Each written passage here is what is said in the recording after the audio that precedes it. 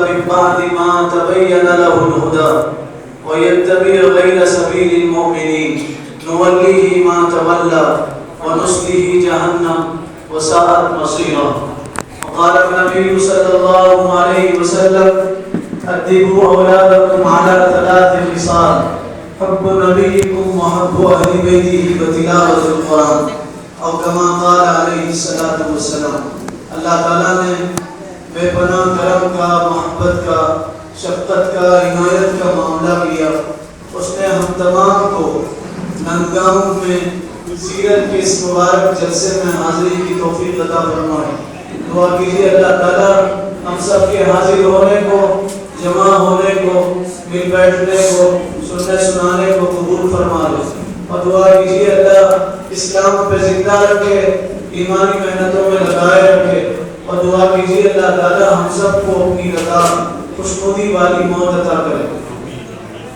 اصل خطاب تو ہم سب کے مشرق مہربان امن آباد کی انقلابی شخصیت حضرت مولانا فیاض صاحب دامت برکاتہ، اللہ تعالیٰ ان کی عمر میں برکت عطا کرے، اللہ ان کو تندرستی عطا فرمائے. پورے امن آباد کی تاریخ ساز شخصیت، میں ان کو اپنا استاد مانتا ہوں، وہ میرے استاذ کے درجے میں ہیں. اللہ تعالیٰ ان کی عمر میں خوب برکت دے. دعا کیجیے اللہ ان کو ہر حاسد کے حسد فتنہ کے فتنے سے اللہ حفاظت فرمائے. ان کا حکم تھا میں 2-3 باتیں بتا کے بات ختم کر دوں. سنیں گے آپ لوگ؟ جب سے بیٹھے کچھ بھی نہیں بول رہے آپ کچھ بولو تو پتا چلتا آپ یہاں ہیں. نہیں تو ایسا محسوس ہوتا آپ کا جسم ہے، دماغ کہیں اور ہے. کھانے کا انتظام ہے؟ کھانا بولے تو بیٹھنا پڑتا، کھانا نہیں کھا تو نہیں بیٹھتا. سنیے 2-3 باتیں سنیے. ایک بات تو یہ ہندوستان کے ایک بہت بڑے عالم دین نے کہا ہم لوگ سال میں 1 مرتبہ رسول اللہ صلی اللہ علیہ وسلم کا میلاد مناتے اور منا کے خوش ہوتے ہیں اور یہ کہتے ہیں کہ ہم رسول اللہ کا ہم نے میلاد منایا. انہوں نے اپنی کتاب میں لکھا ہے اگر حضور کا میلاد نہ ہوتا تو ہم مسلمان نہ ہوتے، رسول اللہ کا میلاد نہ ہوتا تو ہمیں کلمہ نہیں ملتا، رسول اللہ کا میلاد نہ ہوتا تو ہمیں قرآن نہ ملتا، رسول اللہ کا میلاد نہ ہوتا تو دین نہ ملتا، رسول اللہ کا میلاد نہ ہوتا تو شریعت نہ ملتی، رسول اللہ کا میلاد نہ ہوتا نہ کعبہ ملتا نہ مدینہ ملتا. فرماتے ہیں حضور کا میلاد تو ہر لمحہ ہے، مسلمان ہر لمحہ حضور کا میلاد منا، ہر وقت حضور کا میلاد منا. اور ایک بزرگ نے اپنی کتاب میں لکھا حضور کا تذکرہ، کائنات کے سردار کا تذکرہ، رحمت للعالمین کا تذکرہ، آپ کی شخصیت کا تذکرہ، آپ کی ذات کا تذکرہ. آپ نہ ہوتے تو کچھ نہ ہوتا، آپ نہ ہوتے تو آسمان نہ ہوتا، زمین نہ ہوتی، آپ نہ ہوتے تو دریا نہ ہوتے، آپ نہ ہوتے تو پھول نہ ہوتے، تتلیاں نہ ہوتی، آپ نہ ہوتے تو دنیا کی رنگریلیاں نہ ہوتی، آپ نہ ہوتے آدم صفی اللہ نہ ہوتے، آپ نہ ہوتے تو نوح نجی اللہ نہ ہوتے، آپ نہ ہوتے تو ابراہیم خلیل اللہ نہ ہوتے، اسماعیل ذبیح اللہ نہ ہوتے، موسیٰ کلیم اللہ نہ ہوتے، عیسیٰ روح اللہ نہ ہوتے. اللہ نے 1,24,000 انبیاء کو دنیا میں بھیجا آپ کے طفیل. آپ نہ ہوتے تو میکائیل نہ ہوتے، اسرافیل نہ ہوتے، اسرائیل موت کا فرشتہ نہ ہوتا، آپ نہ ہوتے تو جبرائیل نہ ہوتے. جبرائیل جو تمام فرشتوں کے سردار ہیں، اللہ نے آپ کے طفیل جبرائیل کو بنایا. آپ نہ ہوتے تو خدا کا عرش نہ ہوتا. پوری کائنات آپ کے طفیل بنائی گئی. حضور کی ذات کا تذکرہ بڑی بات ہے. فرماتے ہیں رسول اللہ صلی اللہ علیہ وسلم کی جوتیوں کا تذکرہ، آپ کے نالین مبارکین کا تذکرہ، حضور صلی اللہ علیہ وسلم کی ازار کا تذکرہ، آپ کے گھوڑوں کا تذکرہ، آپ کے اونٹیوں کا تذکرہ، آپ نے جن سواریوں پہ سواری کیا ان کا تذکرہ، آپ کے گھر کی بکریوں کا تذکرہ، آپ جن گلیوں سے گزرے ان گلیوں کا تذکرہ، آپ کے شہر کا تذکرہ بھی باعث برکت ہے اور باعث رحمت ہے. ہم رسول اللہ کی مبارک سیرت سننے کے لیے جمع ہوئے، انتہائی ادب سے سننا چاہیے. حضور کی سیرت دل سے سنیں. امام شافعی نے لکھا ہے، فرماتے ہیں رسول اللہ کا تذکرہ ہو آپ کے سامنے اور آپ کے دل میں محبت لڑائی نہ لے تو آپ مومن نہیں ہو سکتے. آپ مومن نہیں ہو سکتے، حضور کا تذکرہ ہو، ہمارے دل میں محبت کی چاشنی نہ ہو اور محبت بخار نہ مارے تو سمجھو ہم مومن نہیں ہو سکتے۔ اللہ اپنے حبیب کی سچی محبت ادا کرے۔ حضور نے اپنی سچی زبان سے فرمایا ماں باپ کے لیے، کس کے لیے؟ بولو جلدی بولو، ماں باپ کے لیے، زور سے بولو۔ تھوڑی دیر میں بات ختم کریں گے، وقت بہت زیادہ ہو گیا۔ سرکار دو عالم صلی اللہ علیہ وسلم نے، کائنات کے سردار نے، اللہ کے حبیب نے، ساقی کوثر نے، شافی محشر نے ماں باپ سے کہا دیکھو تم ماں باپ ہو، اللہ نے تمہیں اولاد کی نعمت سے نوازا ہے، کیا سکھاؤ اپنی اولاد کو؟ حضور نے فرمایا کیا بتاؤ اولاد کو؟ دنیا بتاؤ، تجارت بتاؤ، دکان بتاؤ، درہم و دینار کا راستہ بتاؤ، سونے چاندی کمانے کا ذریعہ بتاؤ؟ نہیں، سرکار نے اپنی سچی زبان سے ماں باپ سے کہا قیامت تک کے آنے والے ماں باپ کو، شہر کے ہوں، دیہات کے ہوں، گاؤں کے ہوں، پڑھے لکھے ماں باپ ہوں، ان پڑھ ماں باپ ہوں، سرکار نے فرمایا اپنی اولاد کو 3 چیزیں سکھاؤ۔ حضور نے فرمایا اپنی اولاد کو 3 چیزیں سکھاؤ، ادبوا اولادکم علی 3 خصال، 3 چیزیں اپنی اولاد کو سکھاؤ۔ سب سے پہلے فرمایا اپنی اولاد کو اپنے نبی کی محبت سکھاؤ، پہلا نمبر حضور کی محبت سکھاؤ، آقا کی محبت سکھاؤ۔ تمہارا بچہ نام لے رسول اللہ کا تو اس کا سر ادب سے جھک جائے، تم اپنی اولاد کو حضور کی محبت سکھاؤ۔ ایک زمانہ وہ تھا مائیں اپنے بچوں کو آقا کی محبت سکھاتی، آج کل کی مائیں ابھی جیسے حضرت نے فرمایا اپنے بچوں کو موبائل چلانا سکھا، 1 سال کا بچہ موبائل دے گا، 1 سال کا بچہ، 7 سال کا بچہ، 7 سال کا بچہ موبائل دیکھ کے 5 سال کی بچی کے ساتھ منہ کالا کرتا۔ 7 سال کا بچہ، میرے پاس اخبار کی کٹنگ موجود ہے، میں آپ کو کیا سناؤں، وقت نہیں ہے، آپ کے پیروں تلے زمین نکلے گی۔ مسلمان بچہ، غیر مسلم بچہ نہیں، نان مسلم بچہ نہیں، کلمہ پڑھنے والا، اس کا باپ مسلمان، ماں مسلمان، اس کی نسل مسلمان، مسلمان 7 سال کے بچے نے 5 سال کی بچی کے ساتھ 3 مرتبہ منہ کالا کیا۔ بچی نے آ کے کہا کہ یہ میرے ساتھ ایسی حرکت کر رہا ہے، اس کا ٹیسٹ ہوا تو پتا چلا ہاں بچے نے بچی کے ساتھ 3 مرتبہ منہ کالا کیا، 7 سال کے بچے۔ بچے سے پوچھا گیا بیٹے یہ آپ نے کہاں دیکھا؟ تو بچے نے کہا میں نے موبائل میں دیکھا۔ 7 سال کا بچہ اسکرین ٹچ کے موبائل سے، اسمارٹ فون کے موبائل سے کہاں پہنچا؟ ابھی ہم شہید آباد میں تھے تو وہاں کے طالب صاحب نے مسجد میں بیٹھ کے کہا، مسجد میں بیٹھ کے کہ ایک نوجوان ان کے پاس آیا اور آ کے کہنے لگا مجھ سے بہت بڑی غلطی ہوئی ہے، میں نے بہت بڑا جرم کیا ہے اور پتہ نہیں اللہ میرے اس جرم کو معاف کرے گا نہیں کرے گا۔ تو مولانا نے کہا شرک کے علاوہ اللہ تعالیٰ ہر جرم کو معاف کریں گے، مشرک وہ مجرم ہے جس کی اللہ کے بارگاہ میں معافی نہیں ہے، تو بتا تم نے کیا کیا؟ تو اس نوجوان نے روتے ہوئے کہا میں نے بہت بڑا گناہ کیا ہے۔ مولانا نے پوچھا گناہ تو بتا، تو اس نے روتے ہوئے کہا میں نے اپنی سگی بہن سے منہ کالا کیا۔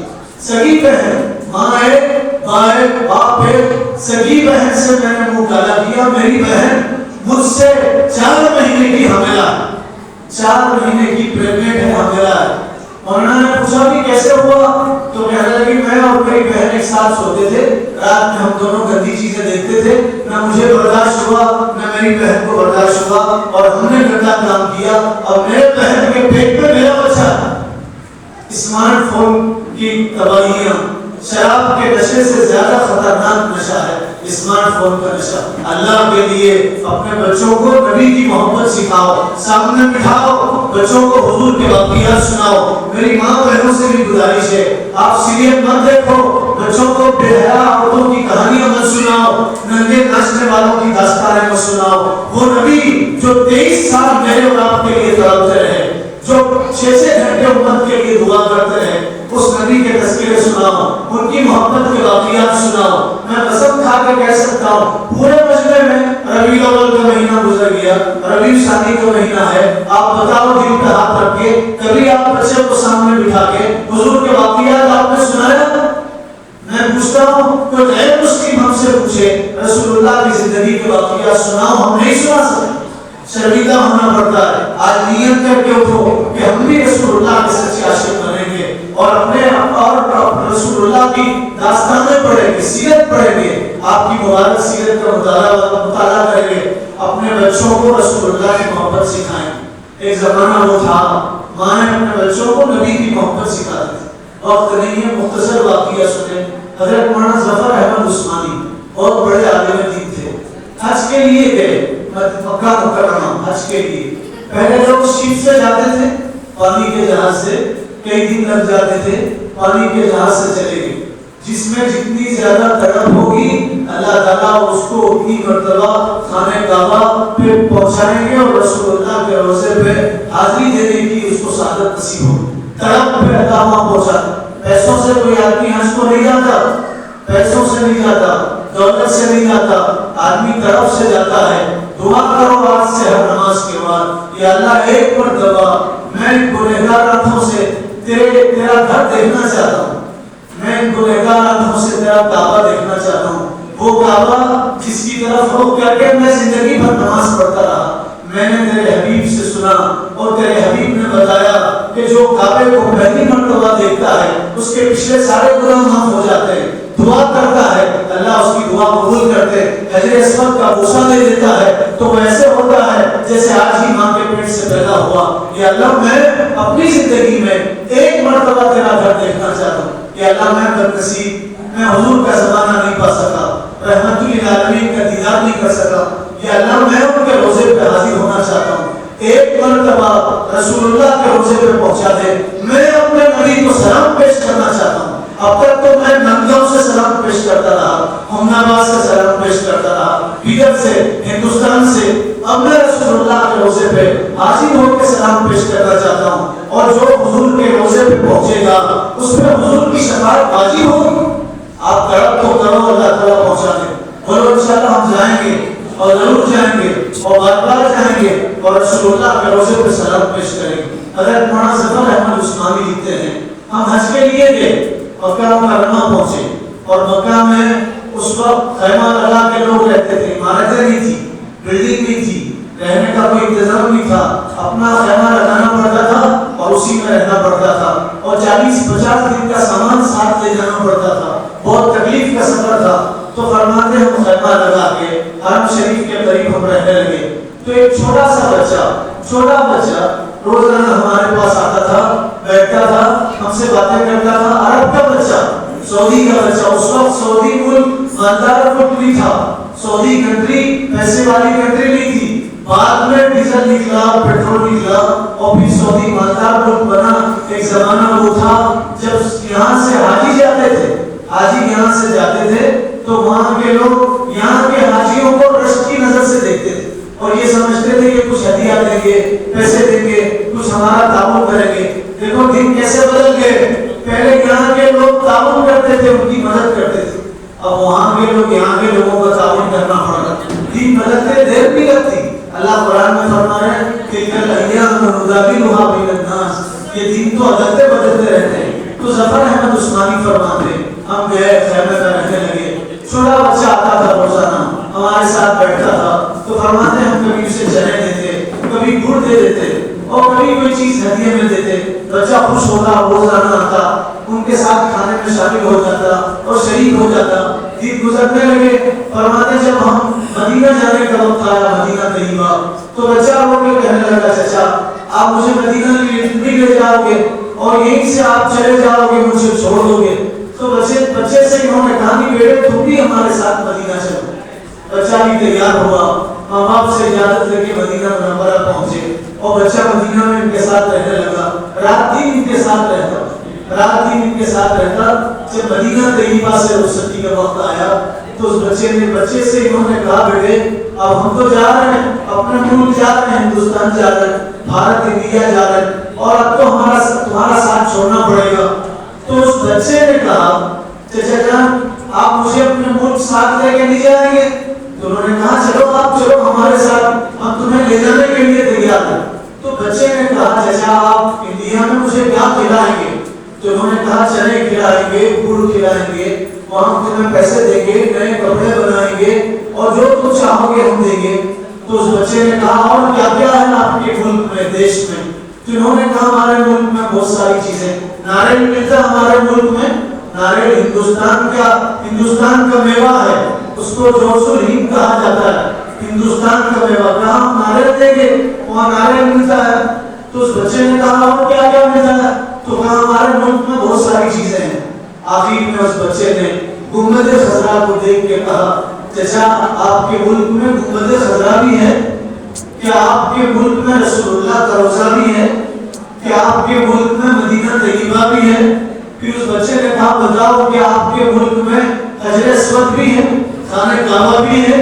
کیا آپ کے ملک میں صحیح کی جگہ بھی ہے؟ تو حضرت مولانا ظفر احمد عثمانی فرماتے میری آنکھوں سے آنسو آئے۔ میں نے بچے سے کہا بیٹے اگر یہ چیزیں ہمارے ملک میں ہوتی تو ہم تمہارے پاس کیوں آتے؟ ہمارے پاس سب کچھ ہے، رسول اللہ کا روضہ نہیں ہے، گنبد خضرا نہیں ہے، مدینہ طیبہ بھی نہیں ہے۔ تو اس بچے نے ہاتھ چھڑا کے کہا میں تمہارے ملک میں جا کے کیا کروں گا جس ملک میں رسول اللہ کا روضہ نہیں، میں رسول اللہ کا گھر نہیں چھوڑ سکتا، میں مکہ نہیں چھوڑ سکتا۔ اس بچے کے دل میں کس نے محبت بٹھایا؟ ماں باپ کی ذمہ داری ہے اپنے بچوں کو نبی کی محبت سکھاؤ۔ حضرت عمر کے پاس مال آیا، حضرت عمر کے پاس بیت المال میں مال آیا، آپ نے پورے مدینے والوں کو جمع کیا، مال تقسیم کرنے لگے، اپنے بیٹے کو باری آئی تو سب کے برابر دیا۔ جب شہزادے آئے نبی کے شہزادے رسول اللہ کے شہزادے حسن حسین رضی اللہ تعالیٰ آئے تو ان کو دوگنا دیا، زیادہ دیا۔ بیٹے نے باپ سے پوچھا، عبداللہ ابن عمر نے حضرت عمر سے پوچھا ابا جان میں حسن حسین سے عمر میں بڑا، میں تو غزوے میں جیا، میں تو جنگ میں شہید ہوا تھا اور آپ نے مجھے کم دیا، حسن حسین کو آپ نے زیادہ کیوں دیا؟ وہ تو جنگ میں بھی نہیں آئے تھے، مجھ سے چھوٹے ہیں، وہ تو مدینہ میں رہے اور وہ تیر تلواروں کے سائے میں نہیں آئے تھے، آپ نے ان کو زیادہ کیوں دیا؟ تو حضرت عمر رو پڑے، بیٹے کو قریب بلایا، بلا کے کہا بیٹے بتاؤ کیا تمہارا باپ علی جیسا ہے؟ کیا تمہاری ماں فاطمہ جیسی ہے؟ پھر اس کے بعد روتے ہوئے فرمایا بتاؤ کیا تمہارے نانا رسول اللہ جیسے ہیں؟ کیا تمہارے نانا رسول اللہ جیسے ہیں؟ پھر فرمایا بیٹے میں نے کئی مرتبہ دیکھا ہے حسن حسین کو آپ سجدے میں ہوتے، اللہ کے رسول حسن حسین پیٹھ پہ سوار ہوتے، حضور اس وقت تک سجدہ کرتے جب تک حسن حسین پیٹھ سے نہیں اترتے تھے۔ میں نے کتنی مرتبہ دیکھا رسول اللہ کو بوسہ لیتے ہوئے، میں نے کتنی مرتبہ دیکھا حضور اپنی زبان حسن حسین کو چسواتے تھے، حسن حسین حضور کی زبان چوستے چوستے سو جاتے تھے۔ فرمایا بیٹے میں نے نبی کی نسب کو اور ان کے رشتے کو اور ان کی محبت کو اپنی محبت پہ ترجیح دی۔ اپنے بیٹے کو بتا رہی ہے نواسہ رسول ہے، اس لیے میں ان سے محبت کرتا ہوں اور اس لیے میں نے ان کو دوگنا دیا۔ کیا آپ نے کبھی اپنے بچوں کو سامنے بٹھا کے حسن حسین کے قصے سنائے، ان کی داستان سنائی، ان کے واقعات سنائے؟ پہلی چیز اپنے بچوں کو نبی کی محبت سکھاؤ، دوسرا فرمایا اہل بیت کی محبت سکھاؤ، تیسرا فرمایا سنو آخری بات ہے، فرمایا اپنے بچوں کو قرآن پڑھنا سکھاؤ۔ قرآن پڑھنا کس کی ذمہ داری؟ مولوی صاحب کی ذمہ داری، امام صاحب کی ذمہ داری، مکتب کے مدرس کی ذمہ داری نہیں، اپنے بچوں کو قرآن پڑھانا ماں باپ کی ذمہ داری، ماں باپ کی ذمہ داری ہے اپنے بچوں کو قرآن پڑھانا۔ حضور نے فرمایا ماں باپ کو چاہیے اپنے بچوں کو قرآن پڑھائے، تجوید کے ساتھ قرآن پڑھائے۔ یہاں باپ کو قرآن نہیں آتا، ماں کو قرآن نہیں آتا تو اپنے بچے کو کیا قرآن پڑھائے؟ آپ نہیں پڑھ سکتے تو کم سے کم اپنے بچوں کو مکتب کے حوالے کرو، مدرس کے حوالے کرو اور اپنے بچوں کو مولوی کے حوالے، مسجد کے حوالے کرو۔ یاد رکھو کہ آپ اپنے بچوں کو کانوینٹ اسکول کے حوالے کرو گے اور ایسے اسکولوں میں داخلہ دلواؤ گے جہاں مینجمنٹ نان مسلم ہے تو آپ کا بچہ زندگی بن کے واپس آئے، آپ کا بچہ کافر بنے گا، آپ کا بچہ مشرک بنے گا، آپ کا بچہ خدا رسول کا دشمن بنے گا۔ صرف دنیاوی تعلیم پڑھانا، سنو مرکزوں کے لوگوں اور یہ بات دل کی ترتیب میں نوٹ کرو، بچوں کو صرف دنیاوی تعلیم پڑھانا بچے پہ ظلم کرنا ہے۔ اگر آپ بچے کو صرف دنیاوی تعلیم پڑھاؤ گے تو بچہ آپ کا قاتل بنے گا، بچہ حیوان بنے گا، بچہ دہندہ بنے گا، بچہ آپ کا دشمن بنے گا، بچہ آپ کو مارے گا۔ ابھی کچھ دن پہلے پڑوس ملک کی ایک ویڈیو آئی تھی، باپ باہر رہا 27 سال باہر، اس نے عمارتیں بنائی، زمینیں خریدی. 27 سال کے بعد باپ باہر آیا تو بیٹا باپ کو جوتے سے مارتا, بیٹا باپ کو لات سے مارتا. ویڈیو میں دیکھ کے رونا آ گیا. کبھی تعلیمی بدن میں کس دور سے ہم گزر رہے ہیں. آپ اپنے بچوں کو دینی تعلیم, ہم یہ نہیں کہتے ڈاکٹر مت بناؤ, نہیں آپ ڈاکٹر بناؤ, بچے کو ڈاکٹر بناؤ, لائر بناؤ, پروفیسر بناؤ. آپ اپنے بچوں کو آئی ایس بناؤ, آئی پی ایس بناؤ. مسلمانوں میں I S I P S کی بہت کمی ہے. I S I P S بناؤ, لیکن پہلے اپنے بچے کو دیندار بناؤ, پہلے بچے کو مسلمان بناؤ, پہلے آپ اپنے بچے کو اللہ اس کے رسول کا پہچاننے والا بناؤ. ادھر میں کچھ بچے کو لے کے آئے ہمارے پاس اور آ کے کہنے لگے یہ بچہ فصلیت میں ہے, اور یہ بچہ کہہ رہا ہے یہ اللہ کو نہیں مانتا, اللہ کے رسول کو نہیں مانتا, نہ نماز پڑھتا نہ قرآن پڑھتا. ایک مرتبہ قرآن اٹھا کے اس نے پھینک دیا, بیٹی کے قرآن اس کو سمجھاؤ. تو بچے کو 3 گھنٹے سمجھایا گیا. بچہ کہہ رہا نہیں, نہ میں اللہ کو مانتا نہ رسول کو مانتا, مسلمان بچہ. بچے سے پوچھے بابا کیا کرتے ہیں, تو بچہ بولا میرے بابا ہائی اسکول ٹیچر ہے. ماں کیا کرتی, ماں ہاؤس وائف ہے لیکن عالمہ ہے. تو میں نے بچے سے پوچھا بھائی یہ ذہن کہاں سے بنا, تو بچہ کہنے لگا میں اسکول میں پڑھتا تھا 9th 10th میں, تو ایک سال آئے تھے, انہوں نے پروف کر کے بتایا کہ دنیا خود بخود چل رہی, اس کا بنانے والا کوئی نہیں. جب بنانے والا کوئی نہیں ہے تو رسول کو بھیجنے والا بھی نہیں ہے, قرآن اتارنے والا بھی نہیں ہے. تب سے میرے ذہن میں بیٹھ گیا, نہ میں قرآن پڑھتا نہ نماز پڑھتا نہ خدا کو مانتا. بچہ نان مسلم ٹیچر کے پاس پڑھ کے دہلیہ بن گیا. ماں باپ سے بات ہوئی تو ماں کا رو کے برا حال ہوا.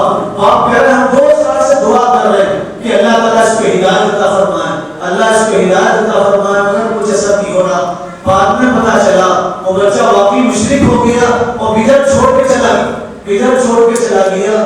نان مسلم بچوں کے نان مسلم ٹیچر نے پڑھایا, بچہ زندگی ہوا. صرف دنیاوی تعلیم پڑھانا, صرف اصلی تعلیم پڑھانا. اپنے بچوں کو قاضی بنانا. حیدرآباد میں 2 انجینئر بچوں نے اپنے باپ کو ایسے کاٹا جیسے قصاب جانور کو کاٹا. سگے بیٹوں نے باپ کے گلے پہ چھری پھیر دیا اور پھر اس کے ٹکڑے کر دیا, اور ٹکڑے کر کے کوڑا کر کے پیٹ پھوڑ پہ لے جا کر کے پھینک دیا. پولیس والوں نے تحقیق کیا, ریمانڈ میں لیا تو انہوں نے جرم کا اعتراف کیا. کہا ہم نے اپنے باپ کو مارا. پوچھا کیوں مارا, تو کہا باپ کو اس لیے مارا زمین ہمارے نام پہ نہیں کر رہے تھے تو ہم نے باپ کو مارا تاکہ زمین ہمارے نام پہ ہو جائے. وہ باپ جس نے انگلی پکڑ کے چلانا سکھایا, وہ باپ جو پیدائش پہ خوش ہوا, لڈو تقسیم کرنے والا باپ, کندھے پہ بٹھا کے دنیا بتانے والا باپ, بچوں نے اسی باپ کا گلا کاٹ دیا. اگر آپ اپنے بچوں کو دینی تعلیم نہیں دو گے تو بچے آپ کے دشمن بنیں گے. ہم لوگ بودھن میں تھے, بودھن ایک جلسے میں پہنچے تھے تو پتا چلا 16 سال کے بچے نے اپنے باپ کے سر پہ پتھر ڈال کے مار دی. 16 سال کا بچہ. پوچھے بھی کیوں مارا, بچے نے کیوں مارا, تو بچہ بول رہا تھا کہ میرا باپ ہے, میں بولوں فون میں ریچارج کرو پیسے دیو, تو میرے بابا فون میں ریچارج کے پیسے نہیں دیے. غصہ آیا, پتھر لا کے باپ کے سر پر بھیجا, باہر نکل گیا.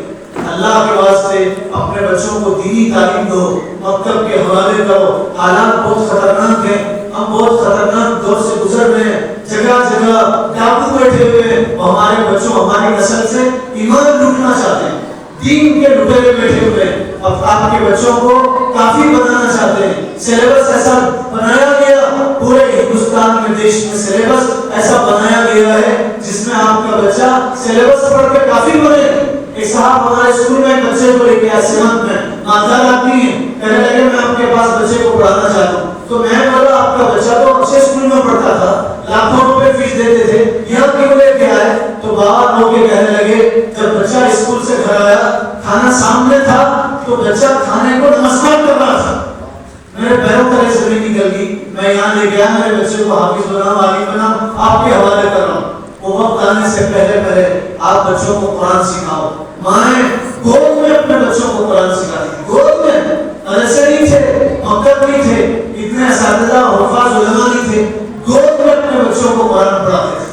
خواجہ قطبالدین بختیار کاکی رحمتہ اللہ علیہ اور بڑے ولی گزرے ہیں, یتیم تھے, 5-6 سال کی عمر تھی, ان کی والدہ بیوہ تھی, ان کی ماں ان کو لے کے خواجہ معین الدین چشتی اجمیری کے پاس آئی اور آ کے کہا یہ میرا بچہ ہے, اور بچے کو بسم اللہ پڑھا دو اور بچے کی بسم اللہ خانی کرا دو, بچے کی بسم اللہ خانی کرا دو. پورے مرتبے میں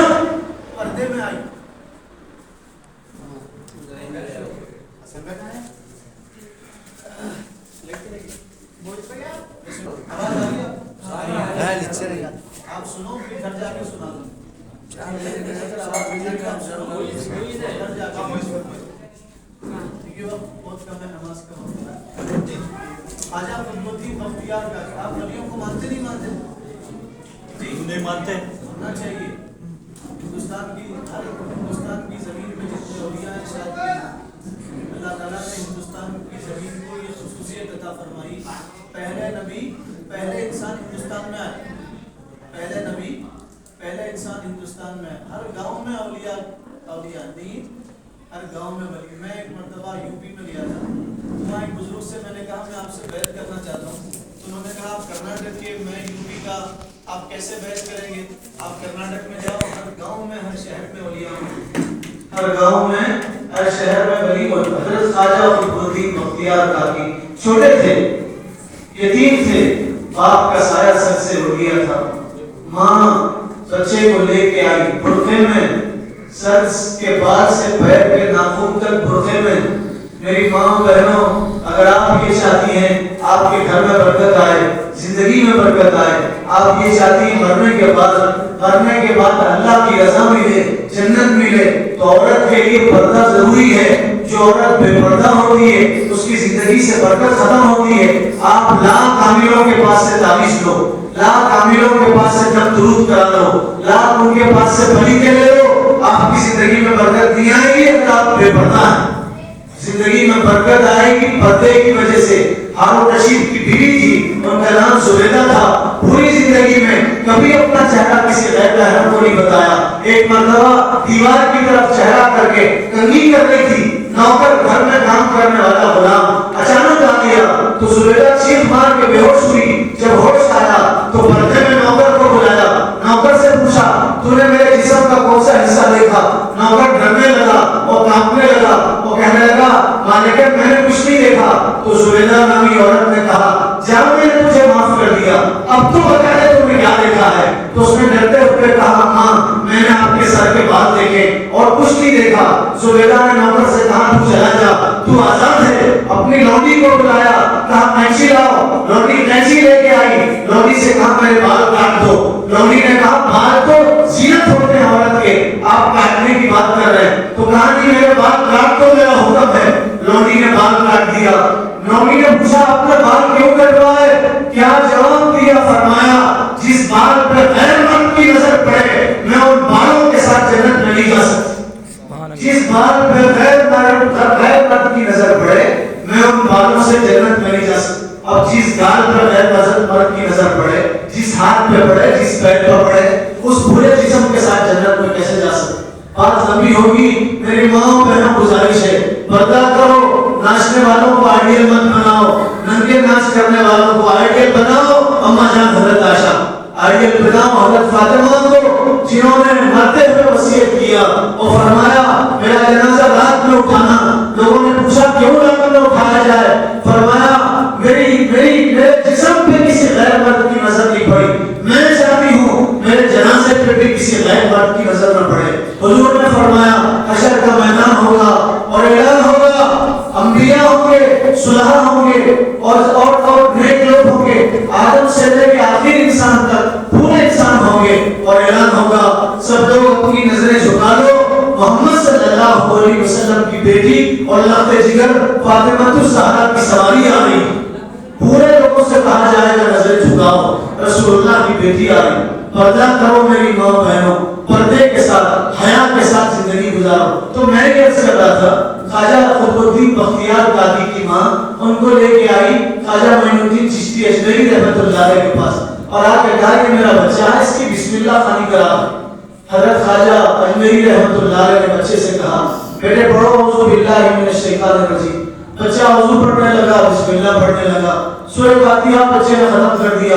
پھر سورہ بقرہ جو قرآن کی سب سے بڑی سورت ہے، 2.5-3 پارے میں ہے، بچے نے بغیر کسی غلطی کے پورا سورہ بقرہ سنا. خواجہ اجمیری کو تعجب ہوا، ماں سے کہنے لگے اماں تم نے تو کہا تھا اس بچے کو بسم اللہ پڑھانا ہے اور یہ بچہ اس نے پورا سورہ بقرہ سنا دیا ہے. کیا یہ بچہ حافظ ہے؟ کیا تم نے بچے کو قرآن پڑھایا، قرآن سکھایا؟ تو ماں نے کہا نہیں میں نے بچے کو کبھی اس کے ہاتھ میں قرآن نہیں دیا، بچے نے کبھی قرآن نہیں دیا، کبھی قرآن پہ انگلی نہیں پھیرا. تو خواجہ اجمیری کو تعجب تعجب ہوا, کہا یہ تو غلط بات ہے, بغیر سیکھے ہوئے بچے کو قرآن کیسے یاد ہے؟ کہا قرآن لاؤ اور بچے کے سامنے رکھو. قرآن لایا گیا, بچے کے سامنے رکھا گیا. بچے سے پوچھا گیا بیٹا یہ بتاؤ یہ کیا ہے؟ بچہ نہ زیر پہچانتا, نہ زبر پہچانتا, نہ پیش پہچانتا, نہ حرکت پہچانتا, نہ حروف پہچانتا. خواجہ اجمیری کو تعجب ہوا, بچہ قرآن کے زیر زبر نہیں پہچانا, حروف نہیں پہچانا. پوچھا یہ بچے کو قرآن کتنے یاد ہے؟ تو ماں نے کہا 15 پارے بچے کو یاد ہیں. پھر ماں نے کہا 15 پارے کی میں بھی حافظہ ہوں. میں اس وقت تک بچے کو دودھ نہیں پلاتی تھی جب تک 15 پارے نہیں پڑھتی تھی. میرا بچہ 15 پارے سن کے 15 پارے کا حافظ ہو گیا. آیت الکرسی یاد نہیں ہمارے بچوں, سورہ فاتحہ سے یاد نہیں. وجہ اس کی ماں باپ نے کبھی سکھایا نہیں. ماں باپ کی ذمہ داری ہے اپنے بچوں کو قرآن سکھاؤ. نہیں سکھا سکتے ایسے مکتب کے حوالے کرو. آپ یقین جانو آج ننگوں میں آ کے اتنی خوشی ہوئی, ایسا محسوس ہو رہا تھا کہ مکتب کے بچے نہیں مدرسے کے بچے, ایسا محسوس ہو رہا تھا ہاسٹل کے بچے. ننگوں کے لوگوں علماء کی قدر کرو, پڑھانے والے اور صاحب کی. مجھے بہت خوشی ہوئی. اور صاحب نے تو پیسے نہیں دیے تعریف کرو بولنے کے واسطے. میں بچوں کی تقریر سن رہا تھا, بچے جو پڑھ رہے تھے, آپ یقین جانو ایسا محسوس ہو رہا تھا بچے ہاسٹل کے بچے, مدرسے کے بچے. اللہ جزائے خیر دے ان پڑھانے والوں کو. آپ ہر بچے کو, ننگاؤں کا ہر بچہ مکتب میں جانا چاہیے, مسجد میں پڑھے, ہر بچہ پڑھے. بہت اچھی تعلیم ہو رہی. اور میں مبارکبادی دیتا ہوں نوجوانوں کو, اللہ تعالیٰ ان کی جوانیوں کی حفاظت فرمائے. آج مسلم قوم ذلیل ہے نوجوانوں کے بگڑنے کی وجہ سے. جوان قوم کی ریڑھ کی ہڈی ہوتے. اگر آپ کے بدن میں ریڑھ کی ہڈی صحیح سالم ہے تو پورا بدن صحیح سالم ہے. ریڑھ کی ہڈی خراب ہے تو پورا بدن آپ کا خراب ہے. آپ چل نہیں سکتے, اٹھ نہیں سکتے, بیٹھ نہیں سکتے. جوان قوم کی ریڑھ کی ہڈی ہوتے ہیں, جوان قوم کا سرمایہ ہوتے ہیں, قوم کی پونجی ہوتے ہیں, قوم کی دولت ہوتے ہیں. اللہ ان جوانوں کی جوانیوں کی حفاظت فرمائے. حضور نے فرمایا جو جوانی میں توبہ کرتا ہے وہ اللہ کا حبیب ہوتا ہے. جوانی میں توبہ, آپ کو اللہ نے جوانی اس لیے دیا کہ آپ کسی مظلوم بہن کی مدد کرو. آپ کو جوانی اللہ نے اس لیے دیا آپ کسی یتیم کے سر پہ ہاتھ رکھو. اللہ نے جوانی اس لیے دیا کہ آپ بے سہاروں کا سہارا بنو, بھوکوں کو کھانا کھلاؤ, جس کے پاس کپڑے نہیں ان کو کپڑے پہناؤ. غریب بچی کی شادی ہے اس کو اپنی بہن سمجھو, اس کی شادی کے انتظامات کرو. اللہ نے جوانی اس لیے نہیں دیا کہ لوگوں کی گردنیں مارو, لوگوں کو تکلیف پہنچاؤ اور نشہ کرو اور گناہ کرو. جوانی اس لیے دی گئی کہ اپنی جوانی سے اپنی آخرت بناؤ. ایک وقت وہ تھا ایک بہن تڑپتی تھی تو پورے جوان حرکت نہ, ایک بہن تڑپتی تھی, ایک بہن. حجاج ابن یوسف اپنے زمانے کا ظالم بادشاہ, ہندوستان سے ایک مسلم عورت نے خط لکھا تھا اور یہ لکھا تھا کہ حجاج تیری بادشاہت میں لوگ ہم پہ ظلم کر رہے ہیں, ہمارے کپڑے اتارے جا رہے ہیں اور ہمارے ساتھ غلط کام ہو رہا. اگر تو ہماری مدد کے لیے نہیں آیا تو کل قیامت کے دن ہمارا ہاتھ ہوگا اور تیرا دامن ہوگا, اللہ کے پاس ہم تجھ سے پوچھیں گے. یہ جتنی بہنیں ہماری غیر مسلموں کے ساتھ جا رہی, ہماری بہنیں غلط کام کر رہی, جتنے لوگ کمزور ہیں غریب ہیں, کل حشر کے میدان میں ہمارا دامن پکڑ کے پوچھیں گے کہ ہم زندگی ایسی گزار رہے تھے, تم کیا کر رہے تھے, کیا جواب دیں گے. حجاج کے پاس خط آیا تو حجاج بے چین ہوا اور حجاج ابن یوسف نے 3 مرتبہ لشکر بھیجا ہندوستان کی زمین پہ. پھر محمد ابن قاسم کو بھیجا اور پھر اس عورت کو جیل سے رہا کیا گیا. پھر اس عورت کو حجاج کے پاس پہنچایا گیا اور اس عورت سے پوچھا گیا بتا کیا تیرا بھائی تیری مدد کے لیے نہیں آیا؟ تو عورت نے رو کے کہا یا اللہ جب تک ایسے بھائی رہیں گے کسی بہن کی عزت نہیں لوٹی جائے گی, جب تک ایسے بھائی رہیں گے بہنیں محفوظ ہوگی. یا اللہ ہمارے ان بھائیوں کی حفاظت فرما. خوب مبارکبادی دیتا ہوں. نندگاؤں میں پتا چلا